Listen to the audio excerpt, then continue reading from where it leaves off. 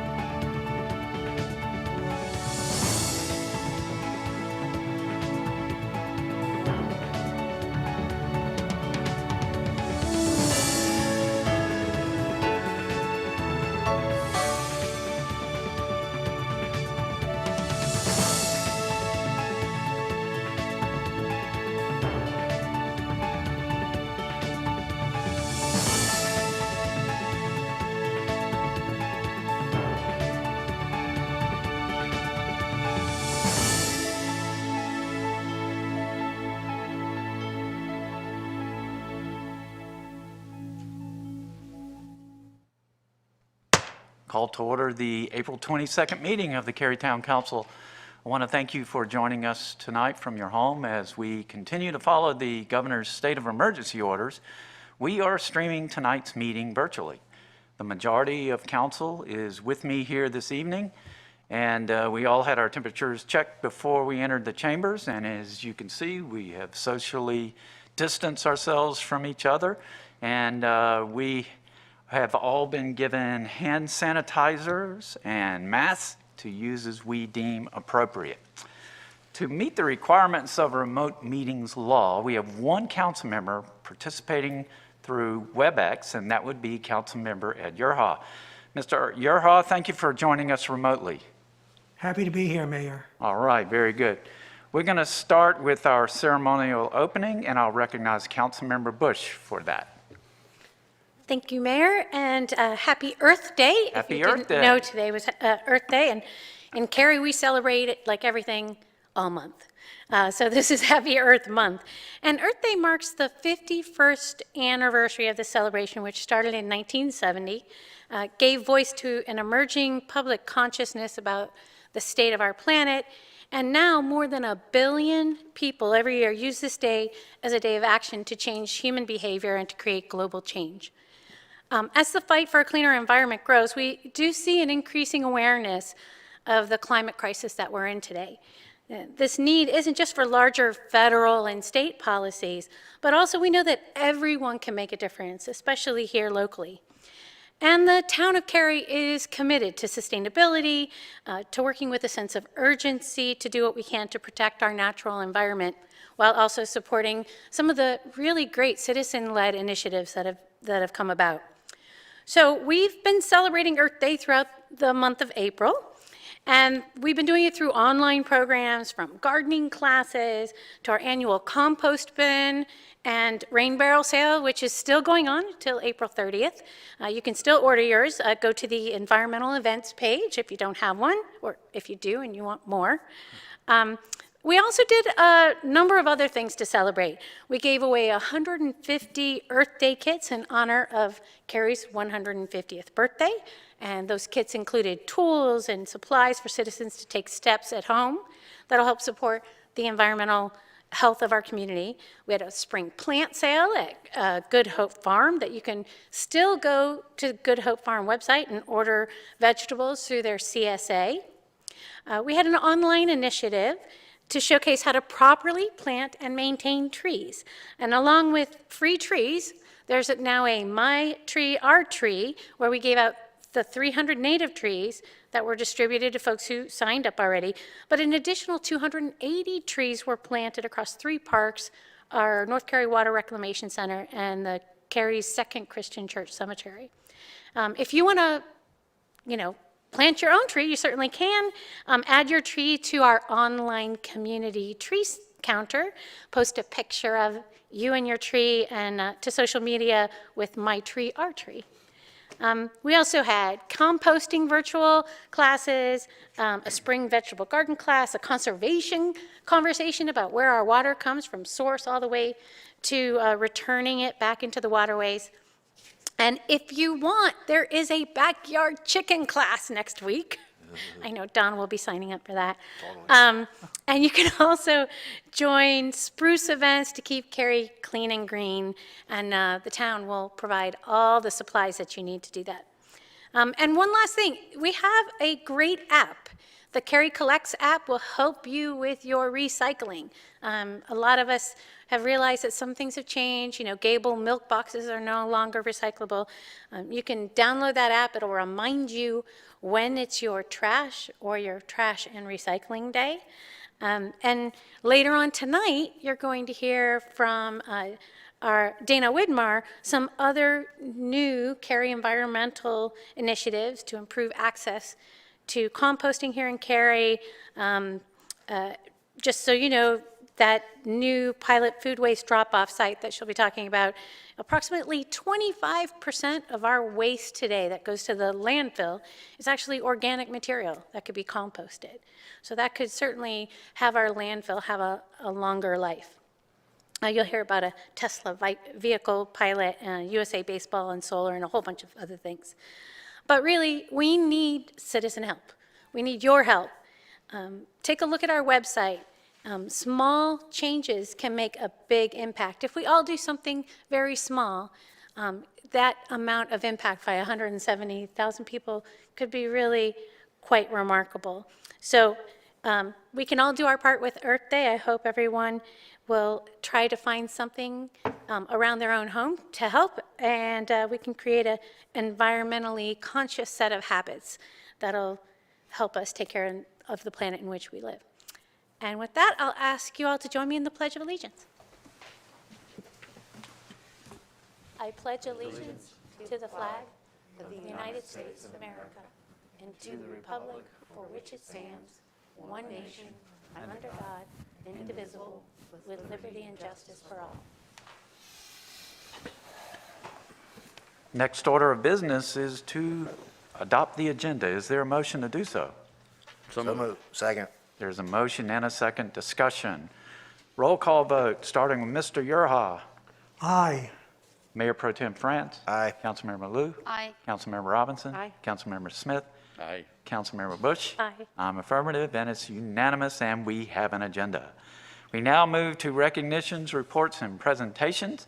And our first presentation is the Cary 150 History Moment with Mr. Urha. Thank you, Mayor.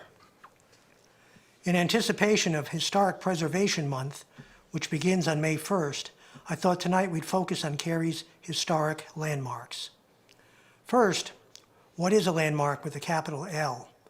It's an honor that is bestowed on an individual building, structure, or site that has historical, architectural, or cultural significance.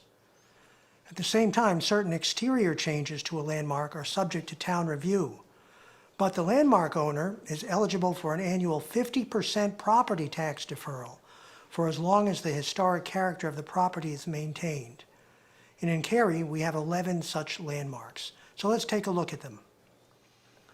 The most prominent of these landmarks is this monumental building that reflects the importance that civic leaders in a small railroad town placed on education. The site was originally home to Cary Academy before the state purchased the private school and turned it into Cary Public High School, which was the state's first state-funded public high school. It later became Cary Elementary School, and now, of course, it's the Cary Arts Center. Across the street from the Cary Arts Center, the Sam's Jones House. It's an excellent and locally rare example of a Queen Anne cottage dating to the turn of the 20th century. The house was likely built by Andrew Fuller Sams, a teacher and principal at Cary High School in the early 20th century. But members of the Jones family owned the house for 61 years, beginning in 1914. Moving down Academy Street, the Dr. John Pullen Hunter House is significant for its historic association with Dr. Hunter, a Cary physician, and his family. Hunter was an influential civic booster to the town. He served on the school board for 14 years, and he helped organize the Cary High School band. Today, the house is one of the finest examples of a craftsman bungalow. And on the right-hand side, you can see that the property has the only intact original downtown chicken coop. Then there's the Pink House. The Guest White Ogle House was built in stages beginning back in the 1830s.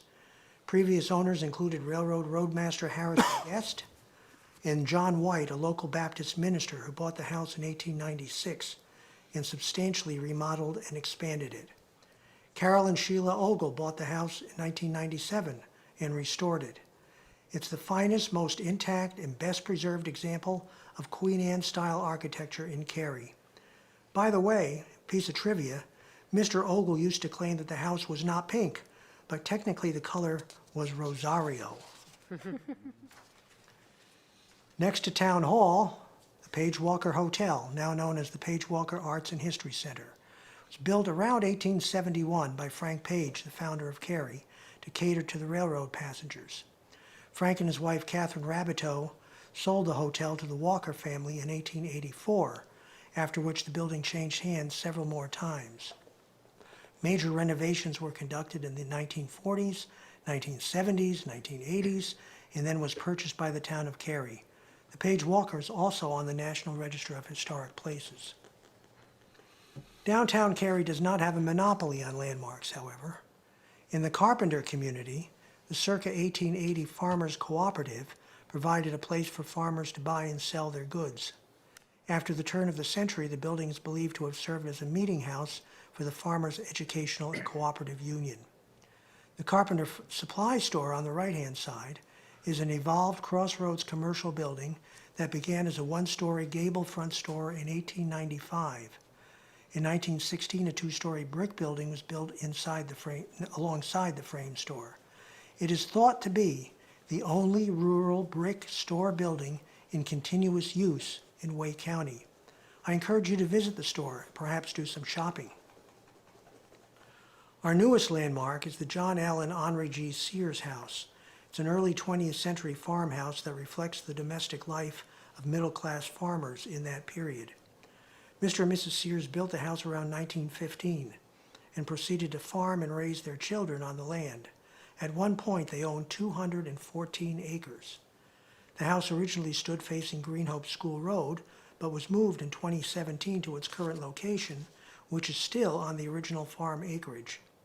The current owners purchased the house after the relocation and have rehabilitated it, preserving all the surviving original features with only minor changes to the floor plan on the second floor. Next, we have 3 landmark cemeteries. The first is Hillcrest Cemetery. It's significant as the final resting place of men and women who made contributions to Cary's social, economic, political, and religious growth and development during the 19th and 20th centuries. Interred at the cemetery are 17 former mayors and a number of prominent local education and business leaders, as well as many faithful townfolk. The town acquired most of the cemetery in several transactions during the 1960s and 70s, making it the town's only municipal cemetery. Tucked away in the middle of a subdivision, the White Plains Cemetery, also known as the Nathaniel Jones Graveyard, is the final resting place of Nathaniel Jones, a Revolutionary War patriot who at one point owned over, ready for this, 10,000 acres of land in what is now eastern Cary. He served as a Wake County Commissioner, Justice of the Peace, Sheriff, Clerk of Court, member of the North Carolina General Assembly, and on and on. He named his house and property White Plains for the vast fields of cotton that surrounded his house. And then there's the First Christian Church Cemetery. It's significant because of its association with the establishment of Cary's first African-American religious congregation. Some of Cary's most prominent citizens from its earliest beginnings to the present day are buried there. The cemetery is situated on the site where Cary's first African-American church held its initial meeting in 1868 and is the only remaining resource associated with the congregation at this location. There are over 250 marked interments. Members of all denominations have been continuously buried here since the first known interment in 1896. That's it for 11 landmarks, but there are some properties that are ripe for future landmark status, such as the Ivy Ellington House. Listed in the National Register of Historic Places for architectural significance, the circa 1870 Ivy Ellington is the best remaining example of Gothic Revival domestic architecture in the county. The style is recognizable by the steeply pitched roof and gables, board and batten siding, and pointed arched windows. Actually, many passers-by mistake it for a church. This house graces Chatham Street with its charm, but is likely to be moved in the not-so-distant future. We hope it will continue to grace Cary's downtown landscape in its new location, which is still to be determined. The 1803 Nancy Jones House is listed in the National Register for its architectural significance. The house embodies distinctive characteristics of vernacular federal-style domestic architecture.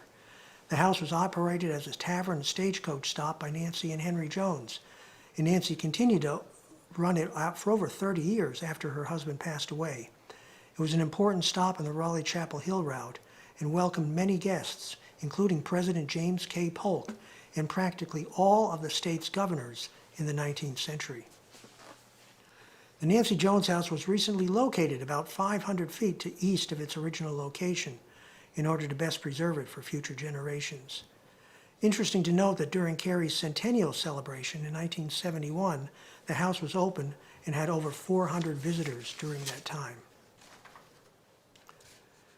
Lastly, there are several town-owned historic properties that have recently been stabilized, repaired, and repainted and are awaiting complete renovation and future use by the town.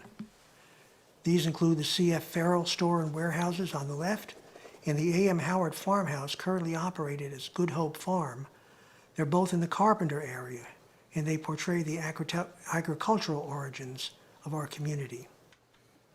And at the extreme other end of Cary is the Barnabas Jones Farmstead at Jack Smith Park, with several intact outbuildings. The Barnabas Jones House is a very valuable historic resource. Despite being located at Jack Smith Park, there is no truth to the rumor that Jack Smith was the original occupant, though the resemblance is uncanny. We love you, Jack. Finally, a reminder about Historic Preservation Month. There'll be a number of activities are being planned for the month of May, so we ask you to please check back on the town website for information on how you can participate throughout the month of May. I want to thank the following listed there names of individuals and groups who contributed to this presentation, and I ask you to remember to visit Cary150.org for the latest on Cary's 150th anniversary. Coming soon, by the way, will be a self-guided tour of Cary's landmarks, where you can see them up close and personal for yourself. But for tonight, that's it, and I thank you for listening. Thank you, Mr. Gurha. That was very informative and entertaining.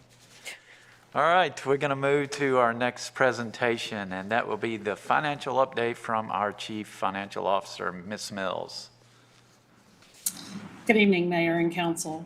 As you requested, we're providing a monthly update to you and our citizens to keep tabs on Cary's financials during the pandemic.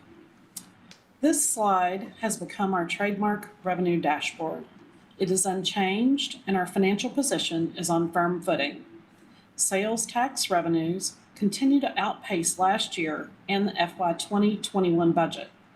While Parks, Recreation, and Cultural Resource revenue will be under budget for the year, we are seeing revenues return as our parks programs reopen. Details about these revenues and our expenditures are included in the upcoming quarterly report. Another aspect of our pandemic financial position is in our utility accounts receivable.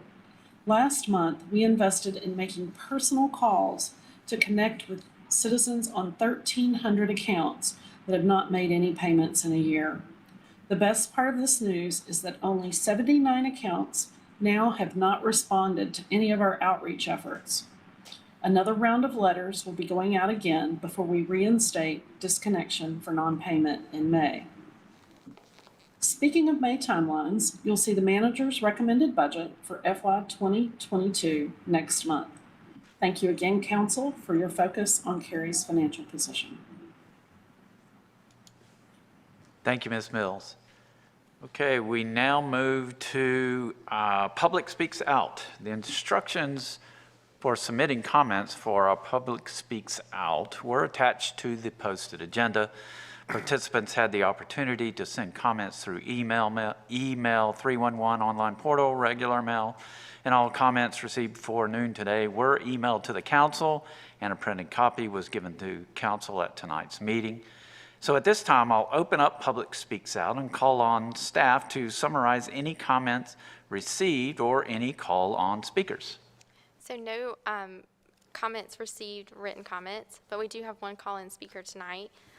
Robert, would you please confirm that you are the correct speaker by giving your name and address?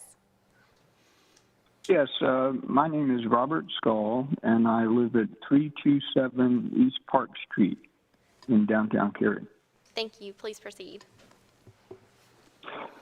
I appreciate the presentation on the historical structures, but I was disappointed to hear about the permit to destroy Mount Zion Baptist Church, which is a lovely little church not far from where I live. Actually, the destruction of the church reminds me that when my wife and I go for a walk in the neighborhood downtown, we frequently see another small affordable house being demolished, always replaced by a larger house for the affluent. Although I think I know of one affordable housing building constructed for seniors, I've seen no affordable housing for the younger working families with children who are being displaced in the neighborhood in which I live. So I'm wondering. I know there's an affordable action, an affordable housing plan, and I'm wondering what impact has the 2020 affordable housing plan had on multi-unit housing currently under construction in downtown Cary, and some of the really big plans that I've heard about in the foreseeable future. This is your time to speak. We don't respond to questions, I'm sorry, but we'll be glad to follow up with you. You still have time left if you'd like to continue speaking. Well, I've lived in Cary for about 6 years now, and this is the first time I've spoken. We really love the neighborhood downtown, the sidewalks, and we think there's been some real improvements. But the one concern I have is that there's a lot of younger families in the neighborhood who have had to move away because they were renting. And I'm just hoping that the affordable housing plan will take into consideration the number of families that are leaving in the downtown area. Thank you so much for my ability to speak, and we really do appreciate the work that the council has been doing in Cary over the years. Thank you for calling in, and we'll have, if we have your contact information, we'll have somebody follow up with you about your questions on affordable housing. Mr. Stiegel, can you get someone to do that? We'll definitely do that. Okay. Thanks again for calling in and for caring about your community. Anyone else called in? No other call-in speakers. All right, very good. I'm going to close the Public Speaks Out at this time, and we'll move to the consent agenda portion of tonight's meeting. And if you're following along, that's item number 4. And for the benefit of people watching our meeting, we're going to take a moment to review our consent agenda items. Please keep in mind that one vote approves all consent agenda items.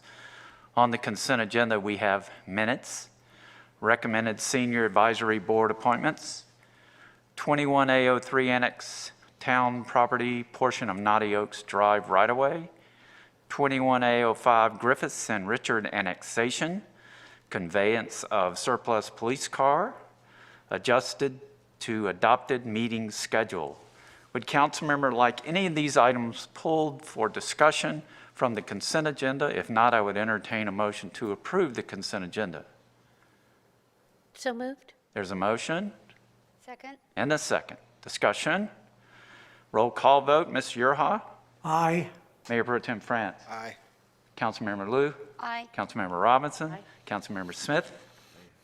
Councilmember Bush? Aye. I voted affirmative as well, and we have approved the consent agenda.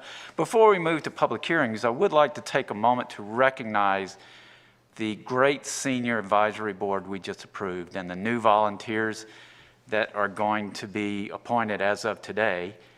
They were selected out of 45 applicants that were considered. These appointments are not only diverse in ethnicity, but in age, profession, and gender. Their diversity on the board will allow us to collaborate in thinking and ideas, and it's a great reflection of our community who have vested interest in our senior population. I look forward to their impact and seeing their work. And a special thank you to Councilmember Yarha for all your work in getting these appointments. All right, moving to public hearings. We are now at the public hearings section, which is number 5. Same rules apply for public speaks out that apply, except for we now have a 5-minute speaking time limit for public hearings. Instructions were submitted for tonight's, speaking at tonight's public hearings were included in the public hearing notice. Participants had the opportunity to send comments through email, 311 online portal, and regular mail, and all comments received for noon today were emailed to the council, and a printed copy was given to council before tonight's meeting.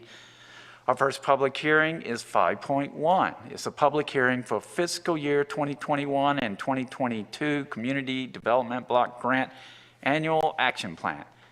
Intergovernmental Affairs Liaison Morgan Manza will introduce the item, and council will not take action on this plan tonight, and it will return to us at a future date for action at that time. Ms. Manza. Thank you, Mayor, and good evening, Council. Tonight's public hearing is for the 2021 and 2022 Community Development Block Grant Annual Action Plans. This annual action planning process includes Cary's traditional CDBG funding allocation, along with an allotment in response to the COVID-19 pandemic. Following tonight's public hearing, we will integrate all feedback received during the public comment period into our final annual action plans. To date, staff has engaged the community in a variety of ways. This includes meetings with local organizations, focus groups with nonprofits, and requesting public input online. To summarize, these comments address the most basic needs for our residents and are in line with our strategies to foster a high quality of life for all of Cary residents. The categories are as follows: affordable housing development and preservation, housing near transit, especially in connection to job centers, programs, programming to address food insecurity, and job training in response to the COVID-19 pandemic. Following tonight's public hearing, staff will integrate all feedback that we received during this period into our annual action plans. In May, the plans will be brought to council for final approval. We will then submit the annual action plans 60 days from the date in which the award was announced, or by August 16th, whichever date comes first. So Mayor, I will turn it back to you to conduct the public hearing, and I will be happy to answer any questions people have. After this hearing, no further action is needed from council tonight. Thank you, Ms. Manza. Now's the time for the public hearing for fiscal year 2021, fiscal year 2022 Community Development Block Grant Annual Action Plan. And since there were no comments submitted nor call-in speakers, I'll close the public hearing and open it up to council members for questions or comments. Any questions or comments? Okay, as stated earlier, this action plan will return to council at a future date for action at that time.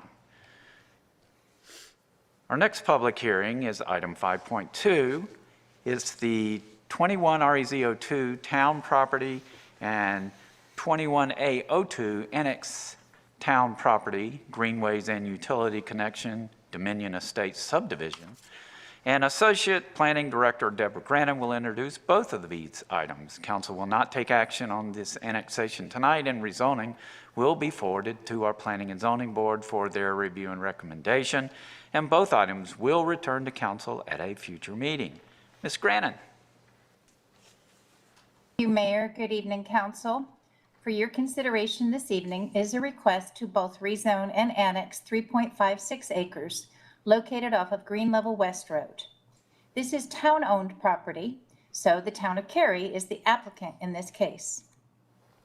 The subject property is adjacent to the American Tobacco Trail, and the Dominion Estates subdivision is located to the east.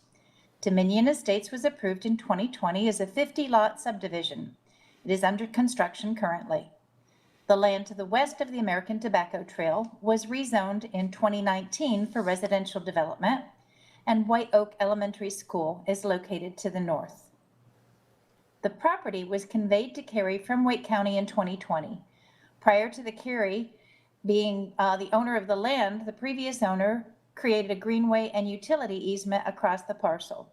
During Cary's review of Dominion Estates, Cary and Wake County staff discussed the logistics of maintaining greenway and utility connections on a county-owned parcel, and as a result of these discussions, Wake County conveyed the parcel to Cary.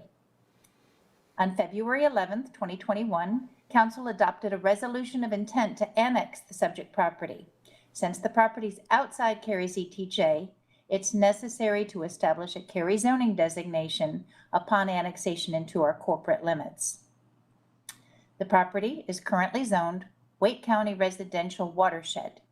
Staff proposes the designation of resource recreation, and the site will be added to the Watershed Protection Overlay District, Jordan Lake Subdistrict. The resource recreation classification protects important natural resources and preserves land for parks, scenic areas, and open space, and it also protects watersheds and water supplies. A private greenway connection, as shown in the Parks, Recreation, and Cultural Resources Master Plan, will be constructed by the developer of the Dominion Estates subdivision on the subject parcel. This will provide access from that neighborhood to the American Tobacco Trail and surrounding developments. Cary's GIS maps identify a stream buffer on the site, and field determination of this feature is required at the time of development plan review. The property is currently underdeveloped, and it serves as a natural vegetated buffer area between the American Tobacco Trail and adjacent development. Dominion Estates development plans show construction of a greenway and utility connection within the easement. This trail connection will include a pedestrian bridge similar to the one shown here. Staff's preliminary analysis of the request for the Imagine Cary Community Plan finds the policies of the Shape, Engage, and Serve chapters are most applicable. The Future Growth Framework map depicts the property in the suburban neighborhood category and the Green Level Special Planning area. The spot intends for development to respect heritage and open space. Open spaces and neighborhoods are to be connected and easily accessed from homes. The neighborhoods west of Flat Branch Subdistrict notes that new development should be shielded from views from thoroughfares and the American Tobacco Trail using natural topography and vegetated open spaces. Regarding the Shape chapter, the RR zoning complements the adjacent buffer area approved as part of the Dominion Estates subdivision and enhances the transition between the American Tobacco Trail and adjacent residential development. After completion of the greenway and utility connections, about 97% of the subject property is going to remain in its existing vegetated condition, and this is going to help enhance the view for trail users and adjacent residents. The rezoning furthers Engage chapter policies, including maintaining a balanced park and open space system, providing a highly functional, well-maintained greenway network, and ensuring efficient use of resources. And the proposed rezoning in combination with the intended use of the property furthers policies in the Shape chapter, including maintaining a balance of high quality and affordable public facilities and services, protecting and restoring open space, improving the health of residents, and supporting retention of our community's tree canopy, particularly in developed areas. A virtual neighborhood meeting was held on April 7th. There were no attendees, and staff has not received any calls or emails on this case. Staff mailed public notification to property owners within 800 feet of the subject site, exceeding both the state and Cary's LDO requirements. This concludes staff's presentation, and following the public hearing, I'll be available for your questions. Thank you, Ms. Grannon. Now's the time for the public hearing for 21 REZ02 Town Property and 21A02 Annex Town Property. And since there were no submitted comments nor call-in speakers, I'll close the public hearing and open it up to council members for questions or comments. Any questions or comments? All right. Very good. As stated earlier, these items will return to council at a future meeting for action. Our next public hearing is item 5.4, which is 21 REZ03 Pleasant Grove Church Road and 21A06 Page Road Investments LLC annexation. Principal Planner Katie Dry will introduce both of these items. Council will not take action on this annexation tonight, and the rezoning will be forwarded to our Planning and Zoning Board for their review and their recommendation. And both items will return to council at a future meeting. Ms. Dry. Good evening, Mayor and Council. This is a request to rezone property at 4111 Page Road and Zero House Road. This request includes a comprehensive plan amendment and an annexation.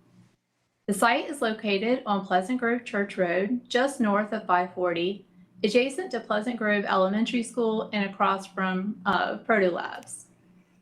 The site straddles the Wake County and Durham County line. It's south of the recently rezoned Long Beverage site. And the associated annexation will also have its public hearing tonight associated with this case. In December of 2020, the Cary and Durham city managers signed an agreement allowing Cary to annex this property and to provide utilities because it's adjacent to existing development in Cary and more appropriate for annexation into Cary. The Imagine Cary Community Plan designates Pleasant Grove Church Road as a 4-lane median divided roadway. Cary's GIS maps indicate a stream buffer across the site, and field determination would be required at the time of development plan review.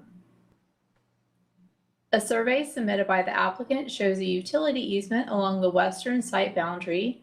Duke Energy is the easement holder and would determine what could be built within this easement during the time of development plan review. There are no overhead utility lines along the frontage of the property on Pleasant Grove Church Road, and per the LDO, all utility lines are required to be installed underground. The current zoning is rural residential in Durham County, and the portion within Wake County is office research and development. This is within Cary's ETJ. The proposed zoning is office research and development conditional use. Conditions proposed by the applicant would allow the following uses: research laboratory, light manufacturing, warehouse and distribution, and associated accessory uses. They could build up to 120,000 square feet of conditioned space. For the Imagine Cary Community Plan analysis, first we will look at the comprehensive plan amendment, followed by the rezoning request. The site's location on Pleasant Grove Church Road is near RDU Airport, and much of the area is designated as Business Industrial Park on Cary's Future Growth Framework map. The proposed Future Growth Framework map designation is consistent with the adjacent designations in Cary. The Durham Comprehensive Plan designates property in this area within Durham County for industrial uses. However, we do want to note that the Durham City Council recently amended the plan for the property outlined in red to allow for residential uses. The sites, however, are separated from each other by a substantial utility easement as shown on the applicant survey. Now we will review the rezoning with the Imagine Cary Community Plan. Our review finds that policies from the Work, Shape, and Move chapters are applicable. Policies 4 and 8 of the Work chapter speak to the diversity of Cary's economy, as well as supporting the locational needs of new and expanding firms. This rezoning would enable the development of almost 20 acres of property to be allowed for research laboratory, light manufacturing, and warehouse and distribution uses.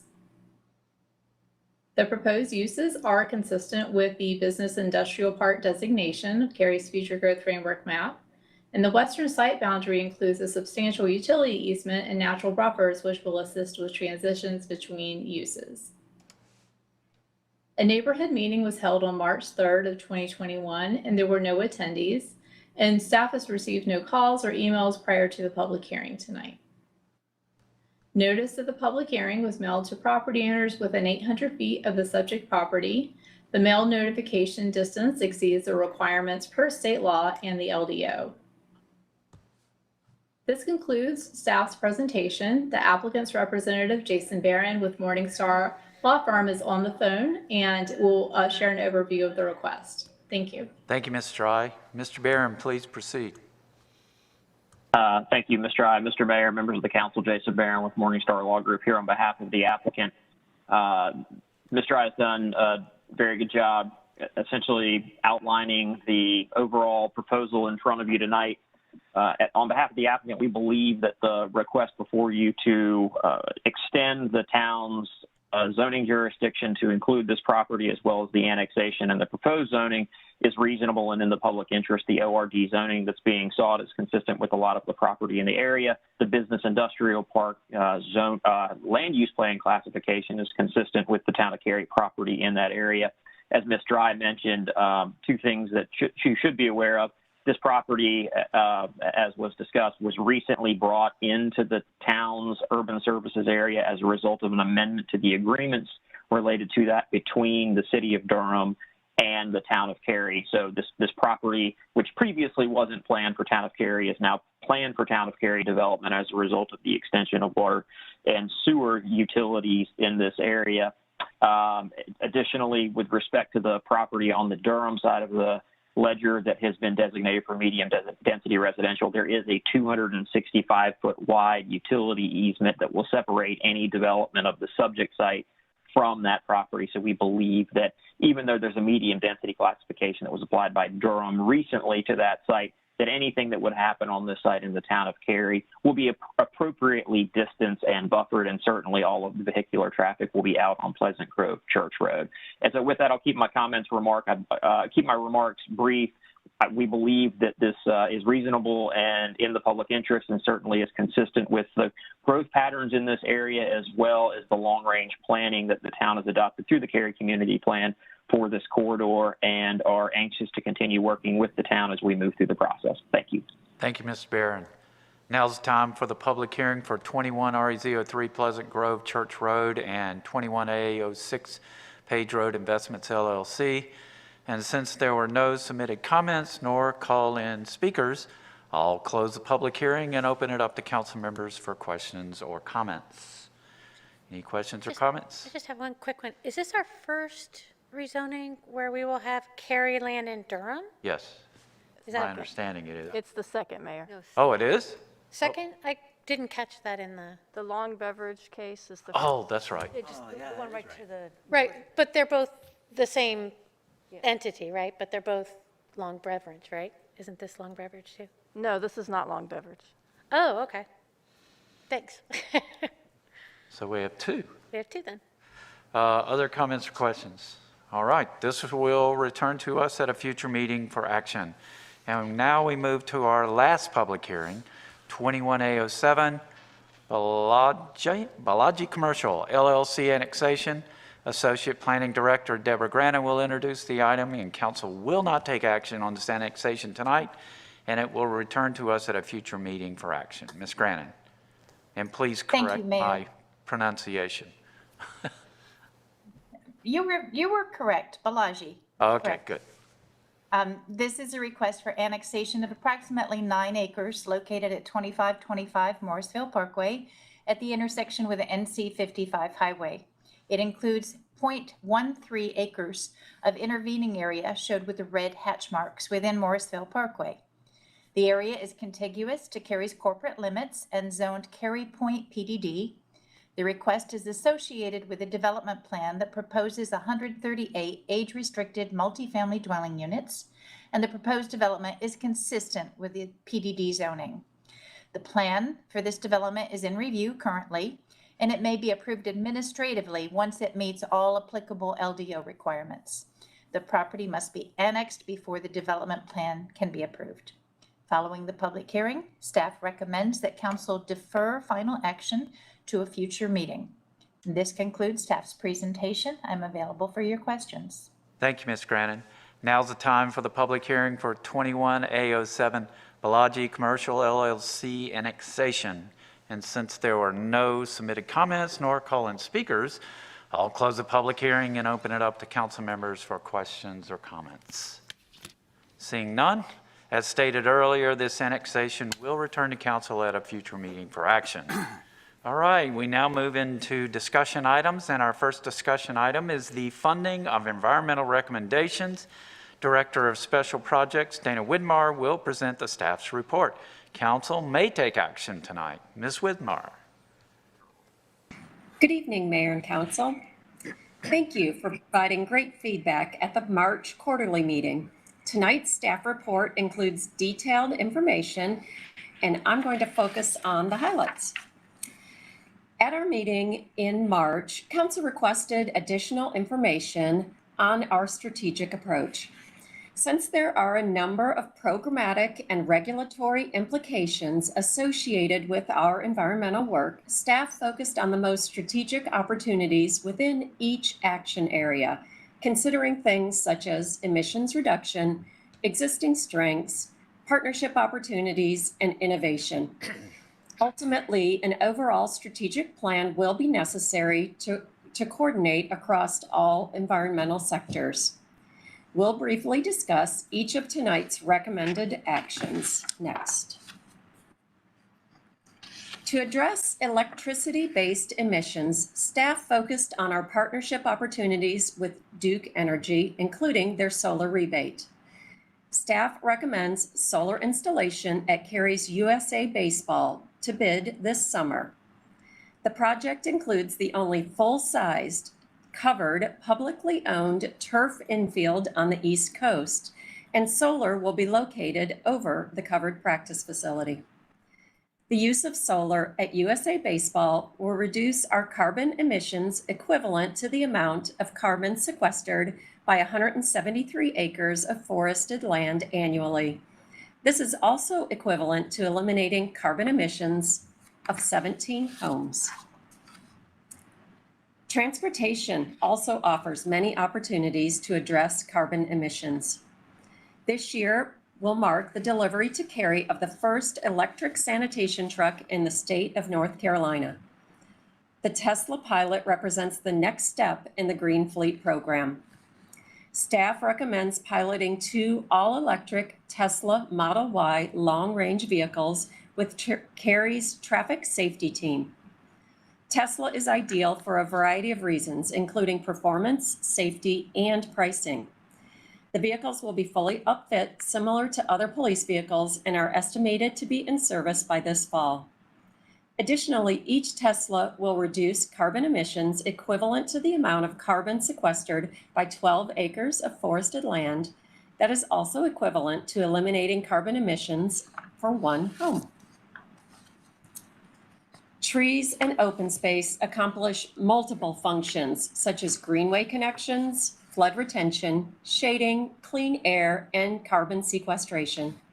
Staff recommends the creation of urban forestry and open space master plans to guide Cary's valuable natural resources. The open space master plan will address management of open space and identify links for parks, open space, and greenways currently isolated by geography. A separate but coordinated urban forestry master plan will also provide a landscape-wide analysis and targeted tree inventory. Contributions to carbon sequestration, improved air quality, heat, and flood mitigation will also be documented. The final 2 recommendations from the March quarterly do not require funding allocation tonight, and they will move forward concurrent with the other recommendations. This includes a recycling and composting strategic assessment. As you know, current market factors demand that Cary undertake innovative approaches and strategic planning for our solid waste services. The final recommendation relates to awareness about the environment and alignment with our planning processes. Beginning with new rezoning cases filed in May, staff will implement 2 changes to rezoning staff reports. This includes new standard language regarding regulations that are implemented through the development plan review process, as well as an environmental section to report all environmental conditions offered by the applicant. In summary, staff is excited to move forward and proud to recommend that council approve the transfer and appropriation of funds in the staff report. I am also available for any questions you may have. Thank you, Ms. Whitmore. All right. I'll open it up to council members for questions or comments. Well, I'll start. Okay. We had the quarterly meeting and we received quite an overview from Dana, and also the introduction of our new urban forest manager. And the essence, as Dana indicated, is, well, where are the details? But the good news is that we have appropriated the funding in good faith. And I believe these initiatives cover about half of that funding. I think the funding was $1 million, and these total $500,000. These are great initiatives. I think the most important thing I'd like to share is this doesn't happen with just a magic wand. It took a lot of efforts, and the 5 recommended areas that we are moving forward on are all part of the efforts that we've had with our Environmental Advisory Board, and they were instrumental in helping us move forward on that. So now we have the opportunity to move forward in an aggressive manner on these strategic actions to advance emission reduction goals. The other thing is the food waste drop-off pilot project was also an effort that evolved through the receiving a grant. It was a partnership between the staff and the Environmental Advisory Board. So, I think we've got a great board now. They're focused on our actionable items. They're focused on getting the message out to the community, what Cary is doing. And we have so much more exciting news that we're working on, like an environmental dashboard. Sounds simple, but to make it meaningful, make it something that is easy for our community to read and understand is underway, and more to follow. But I wholeheartedly support this and make that an motion to approve. Make that a motion to approve. Okay. Is there a second? All right. Second. Further discussion, comments?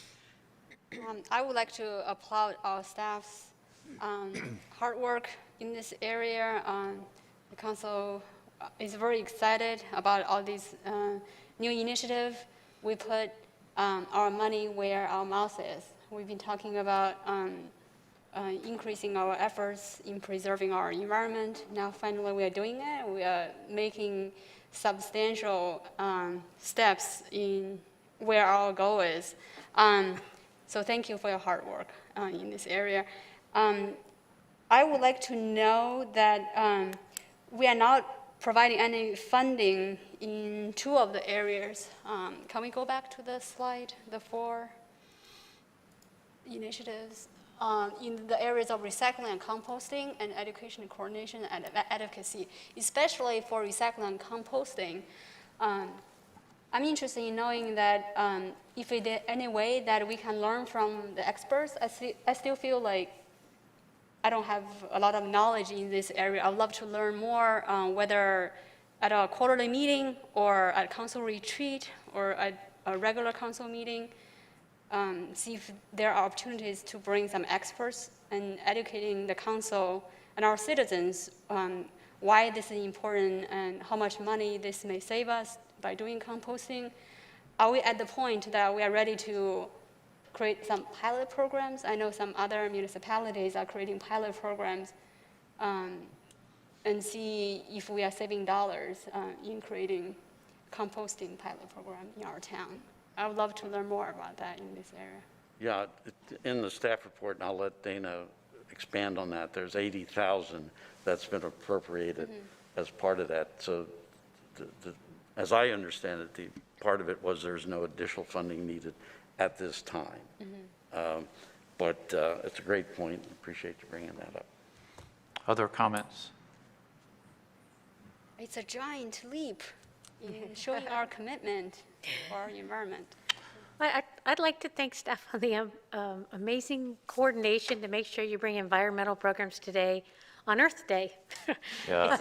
I mean, just that's a wonderful thing. I also thank you, Jack, for your leadership in helping the EAB. I think these recommendations that they made were important. Sometimes it takes a long time to get things done in government, and I thank our citizens for working with us and being as patient as you could be to see movement, because some of these things take a while, but I hope that our citizens feel like they're beginning to see the kind of movement that they wanted. Yep, very good. All right, we have a summary at the beginning was very helpful, so a shout out to you and a thank you for bringing that up during the ceremonial opening, because just think of how much you articulated on then. We are really on a roll, and I think it's just good for Cary. So. Good, very good. All right, we have a motion and a second. All in favor of the motion, starting with Mr. Urha. Aye. Mayor Pro Tem France. Aye. Councilmember Liu. Aye. Councilmember Robinson. Aye. Councilmember Smith. Aye. Councilmember Bush. Aye. I vote affirmative, and the motion is unanimous. And that takes us to our last discussion item, which is the food waste drop-off pilot project, Community Waste Reduction and Recycling Grant. Environmental Communications Specialist, Ms. Guilford, will present the staff report, and council may take action. Mrs. Guilford. Thank you, and good evening, Mayor and Council. And yes, happy Earth Day to you all. What a perfect day to be with you and bring forward this agenda item, the Community Waste Reduction and Recycling Grant, awarded to Cary by the state to develop and launch our pilot food waste drop-off project. This is an initiative that supports Council's desire to further lead with environmental opportunities and support composting to reduce waste in our community. For decades, Cary has encouraged and supported our citizens to compost. When I joined our team back in 2006, one of the very first programs I ever did was a Bud TV spot all about backyard composting. And it was hosted at our Compost Education Center that had been open for 8 years at that time. And now in 2021, that center continues to be a thriving educational demonstration site, and programs have expanded to include such great things as plantings and garden workdays that use compost, tours, compost education and how-to workshops and giveaways, and the annual compost bin and barrel sale. Our community is really engaged and actively seeking to impact waste with more opportunities to compost. And as we continue to grow our programs, we are in sync with Wake County and the state's current focus on prioritizing food waste diversion from the landfill. It is also one of the Environmental Advisory Board's carbon reduction recommendations and a top priority in its 2021 work plan. The addition of the pilot food waste drop-off is an exciting expansion to our suite of composting programs and outreach. It provides a designated location at the Citizens Convenience Center for citizens to drop off food scraps and other compostable organics to then be processed into compost at a North Carolina facility, giving our community yet another option to address the 27% of our waste stream that is food waste and helping to keep it out of the landfill and turn it into a beneficial soil amendment. The grant funds of $13,500 covers 44% of the initial cost to develop and launch this pilot project, and monthly metrics will be used to evaluate the success of our pilot throughout the year. Should it be extended, the estimated annual operating costs would be approximately $12,000 and be requested annually through the Public Works operating budget. Staff is proud to recommend that Council recognize and appropriate $13,500 in community waste reduction and recycling grant funds to the pilot food waste drop-off project. And I'm available to answer any questions that you may have. Thank you, Ms. Guilford. questions for Ms. Guilford or comments? I just have a quick question. Is the food waste include bones, like chicken bones and that sort of thing, unlike what you can put in your own home composting? A lot of times, raw meat isn't necessarily a good thing to put in, and it all will depend on the vendor that works with us for the hauling. And we'll have to determine that as we proceed with the development of the project. What is the timeline do you see for all of those types of questions and the rollout? Excellent. That would be through the summer. We're hoping to get started in July, and we're hoping to have this site opened by October of this year. Great, thank you. Other questions or comments? Are we ready for a motion? I'll make a motion. Go ahead. Go ahead. No, you got it, Mr. EAB. I'll make a motion that we approve this. I'll second. There's a motion and a second. Further discussion. All in favor of the motion, starting with Mr. Urha. Aye. Mayor Pro Tem Franz. Aye. Councilmember Lou. Aye. Councilmember Robinson. Aye. Councilmember Smith. Aye. Councilmember Bush. Aye. I vote affirmative and the motion is unanimous. Thank you, Ms. Guilford. And that concludes the regular business. And now is the time to go into closed session, and I'll recognize Councilmember Bush. Thank you. Pursuant to GS 143-318-11A1, 3, and 6, I move that we hold a closed session to consider the qualifications, competence, performance, character, fitness, conditions of employment or appointment, and conditions of initial appointment of one or more individuals or prospective public officers or employees, to consult with attorneys employed by and or retained by the town in order to preserve the attorney-client privilege between the attorneys and the town, and to prevent the disclosure of information that's made privileged or confidential by GS 143-318-10E. Second. There's a motion and a second. Discussion. All in favor of the motion, starting with Mr. Urha. Aye. Mayor Pro Tem France. Aye. Councilmember Lou. Aye. Councilmember Robinson. Councilmember Smith. Aye. Councilmember Aye. Bush. I vote affirmative, and we're now moving into closed session.